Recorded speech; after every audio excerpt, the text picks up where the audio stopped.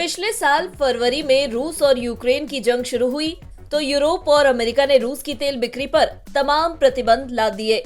रूस के लिए तेल बेचना मुश्किल हो गया।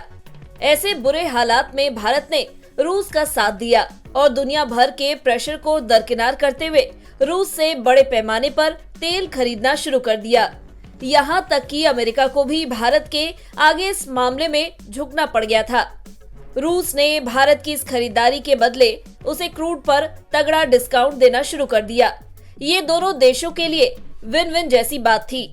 इस पूरे ट्रेड में भारत की रूस से एक ही मांग थी कि इस ऑयल परचेज का पेमेंट वो रुपए में करेगा। रूस इस बात के लिए राजी भी हुआ, लेकिन अब जो खबर आ रही है वो बेहद चौंकाने वाली है। बताया जा रहा है कि रूस के कुछ ऑयल सप्लायर इस बात का प्रेशर बना रहे हैं कि भारत क्रूड ऑयल का पेमेंट रुपए की बजाय युआन में करे।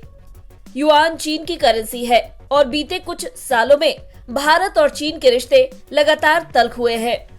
लद्दाख में दोनों देशों की सेनाएं लंबे वक्त से आमने सामने खड़ी हुई हैं और दोनों देशों के बीच कूटनीति से लेकर कारोबार तक हर लेवल पर तनाव बरकरार है।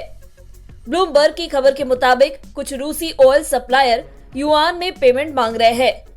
हालांकि बड़ी बात यह है कि भारत ने इस तरह की मांगों को पूरी तरह से दरकिनार कर दिया है। यानी भारत ने साफ कर दिया है कि वो किसी भी कीमत पर रूसी सप्लायरों को युआन में पेमेंट नहीं करेगा। भारत की 70% रिफाइनरी कंपनियां सरकारी सेक्टर से आती है। ऐसे में इन कंपनियों के लिए सरकारी आदेश मानना जरूरी हो जाता है।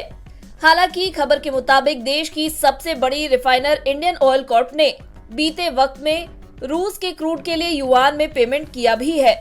हालांकि उसके बाद से सरकार ने इस तरह के पेमेंट पर पूरी तरह से सख्ती कर दी।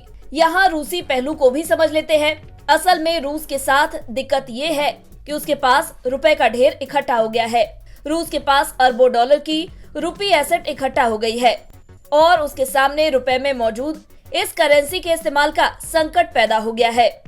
दूसरी ओर रूस की इकोनॉमी बीते कुछ वक्त में बड़े लेवल पर चीन के इंपोर्ट पर निर्भर हुई है। ऐसे में रूस ये मांग कर रहा है कि उसे जो पेमेंट मिलने हैं वे युआन में हो, ताकि चीन को उसकी तरफ से होने वाले पेमेंट वो युआन में सेटल कर सके।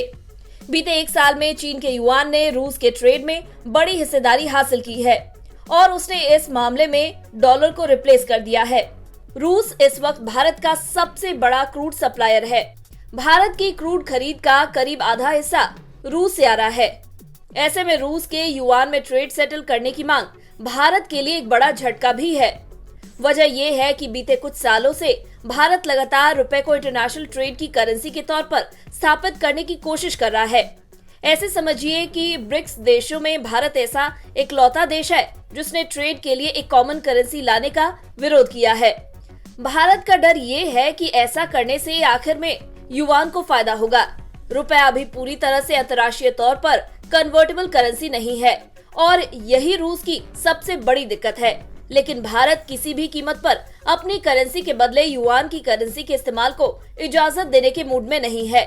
भारत कारोबारी तौर पर चीन को लगातार टक्कर देने की कोशिश कर रहा है। एप्पल समेत दुनिया की तमाम कंपनियां भारत में अपनी फैक्ट्रियां लगा रही हैं और इस तरह से दुनिया के सप्लाई चेन हब के तौर पर भारत चीन को बेदखल करना चाहता है।